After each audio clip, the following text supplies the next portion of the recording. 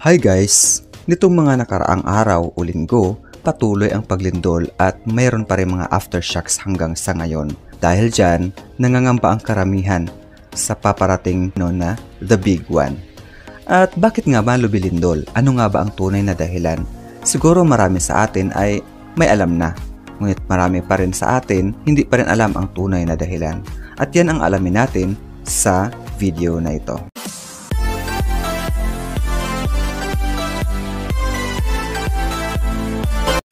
Ang kalupaan ng daigdig ay nabibitak sa baybayin ng Hilagang Kanlurang Pasipiko.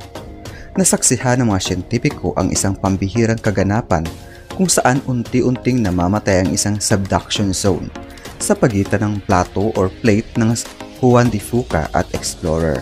Habang ito'y nababasag sa ilalim ng Hilagang Amerika malapit sa pampang ng Vancouver Island, gamit ang mataas na resolusyong seismic imaging, natuklasan ng mga mananaliksik na ang Cascadia Subduction Zone ay unti-unting nagkakawatak.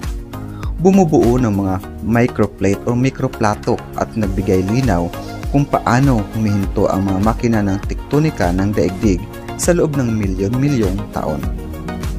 Isang subduction zone malapit sa Cascadia ang unti-unting nagkakawatak. Ipinapakita ng prosesong ito kung paano namamatay ang mga tektonikong plato at lumilikha ng mga bagong hangganang geolohikal. Sa hindi pa nagagawang kalinawan na saksihan ng mga mananaliksik ang isang bihirang pangyayari sa geolohiya, isang subduction zone, ang bahagi kung saan lumulubog ang isang tektonikong plato or tectonic plate sa ilalim ng isa pa na aktibong nababasag. Ang natuklasan na inilathala sa science advances ay nagbibigay ng bagong pananaw sa mga dinamikong prosesong humuhubog sa kalupaan ng mundo at nagbubukas ng mahahalagang tanong tungkol sa pangmatagalang panganib ng lindol sa Hilagang Kanlurang Pasipiko. Ang mga subduction zone ay kabilang sa pinakamakapangyarihan at pinakamaimpluwensyang sistema sa geolohiya ng daigdig. Sila ang nagtutulak sa mga kontinente sa iba't ibang bahagi ng mundo, nagdudulot ng malalakas na lindol at pagsabog ng bulkan at muling nire-recycle ang kalupaan pabalik sa kailaliman ng mundo or mantle. Ngunit hindi ito tumatagal magpakailanman. Kung hindi matatapos ang mga subduction zone, patuloy na magkakabanggaan at maghihilom ang mga kontinente. Mawawala ang mga karagatan at mabubura ang kasaysayang geolohikal ng planeta. Sa loob ng maraming dekada, iisa ang malaking tanong ng mga siyentipiko. Ano ang eksaktong dahilan ng pagkamatay ng mga sistemang ito? Isang natural na laboratorio sa may Vancouver Island. Malapit sa Vancouver Island sa rehiyon ng Cascadia kung saan unti-unting lumulubog ang mga plato ng Juan de Fuca at Explorer sa ilalim ng Hilagang Amerika, natuklasan ng mga siyentipiko ang sagot.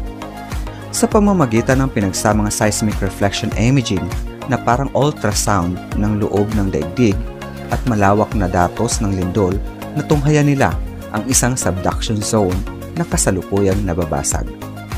Ang mga sukatang ito ay nakalap sa Cascadia Seismic Imaging Experiment noong 2021. Sa misyong ito, nagpadala ang mga mananaliksik ng alo ng tunog patungo sa ilalim ng dagat at tinuntun ang mga pagbalik nitong signal gamit ang 15 kilometers streamer ng mga sensor sa ilalim ng tubig. Nagbigay ito ng detalyadong larawan ng ilalim ng lupa na nagpakita ng malalim na bitak at mga fault line kung saan nagsimula ng maghiwalay ang plato. Nasaksihan ang kamatayan ng isang tektonikong plato sa aktwal na oras. Ito ang unang pagkakataon na malinaw nating nakita ang isang subduction zone na nahuhuli sa mismong sandali ng pagkamatay nito, ayon kay Brandon Shock, geologo mula sa Louisiana State University at pangunahing may akda ng pag-aaral. Hindi ito bigla ang tumitigil, unti-unti itong napupunit, bumubuo ng maliliit na mikroplato at mga bagong hangganan. Para itong trend na dahan-dahang nadiderail, isang bagon sa bawat sandali. Nakakita ang grupo ng mga bitak na humahati sa ilalim ng dagat na plato, kabilang ang isang napakalaking bahaging bumababa ng 5 kilometro.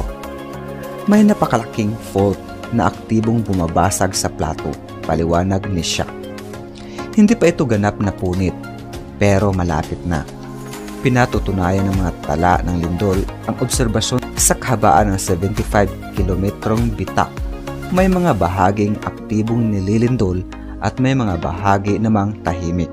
Kapag ganap nang naputol ang isang piraso, tumitigil na ito sa paglikha ng lindol dahil hindi na nagkikiskisan ang mga bato, dagdag niya. Ang kawalan ng lindol sa ilang bahagi ay malinaw na palatandaan na tuluyan ng humihiwalay ang piraso ng plato at dahan-dahang lumalaki ang puwang sa paglipas ng panahon. Ang step-by-step na pagbagsak ng mga tectonic plate. Natuklasan ng pag-aaral na ang pagkawatak na ito ay nangyayari sa mga yugto sa tinatawag na mga mananaliksik na episodic o piecewise termination. Sa halip na isang biglaang pagkabasag ng buong plato, unti-unti itong napupunit sa bawat bahagi.